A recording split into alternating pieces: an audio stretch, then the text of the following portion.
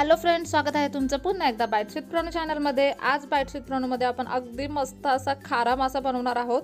हा सुका खारा मासा आहे। एक मासा आहे जो आपण कट करून घेतलेला आहे। त्याला साधारणतः 15 ते 20 मिनिट आपण पाण्यामध्ये भिजत ठेवलं होतं। हा बांगड्याचा खारा मासा आहे। खारा मासामध्ये भरपूर मीठ असतं, त्यामुळे अशा पद्धतीने 15 ते 20 मिनिटं त्याला पाण्यात भिजत ठेवल्यावर त्यातलं मीठ थोडं कमी होतं, म्हणून आपण ह्याला पाण्यात भिजत ठेवलंय व्यवस्थित कट करून। आता यातलं पाणी आपण काढून घेतलेलं आहे। आता यामध्ये आपल्याला मसाले टाकायचे, त्यासाठी सगळ्यात पहिल्यांदा आपण इथे 1 चमचाभर इतका गोडा मसाला टाकणार आहोत। एकच बांगड्याचा मासा आपण इथे घेतलेला आहे, त्यामध्ये 1 चमचाभर इतका लाल तिखट, पाव चमचा हळद टाकणार आहोत आणि पाव चमचा धने पावडर टाकणार आहोत। आता यामध्ये आपण साधारणतः 3 हिरव्या मिरच्या अख्ख्या टाकायच्यात। त्यानंतर थोडंसं पाणी टाकायचं। यामध्ये हातानेच आपण थोडंसं पाणी टाकलेलं आहे। आता यामध्ये आपल्याला कोकम टाकायचे, साधारणतः 2 ते 3 कोकम आपण यामध्ये टाकलेले आहेत। हे सगळे एकत्रच टाकून घेतल्यामुळे मासे बनवायला अगदी सोपे पडतात। आता आपण ही कढई घेतलेली आहे, ही आमची माशांची कढई आहे। आपण ती कढई घेतली, साधारणतः 3 चमचे इतकं तेल टाकले कढईमध्ये। 2 ते 3 चमचे टाका तुम्ही। त्याच्यानंतर 3 ते 4 लसणीच्या पाकळ्या ठेचून आपण यामध्ये टाकल्यात। आता हा जो मासा आहे तो आपण यामध्ये टाकून घ्यायचा आहे।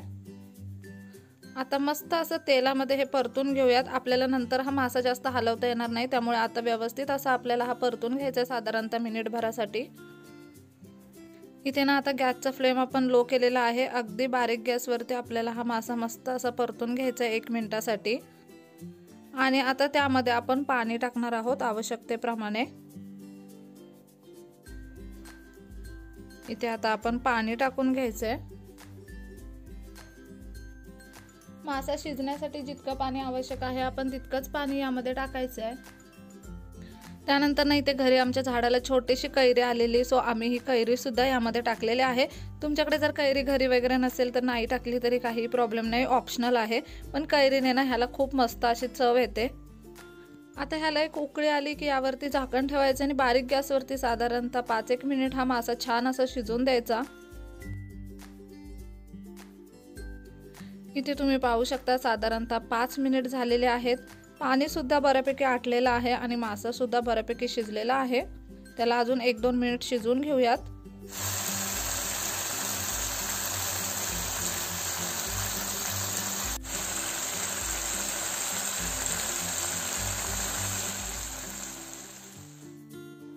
साधारणतः 6 ते 7 मिनिटांमध्ये मासा अगदी छान असा शिजतो।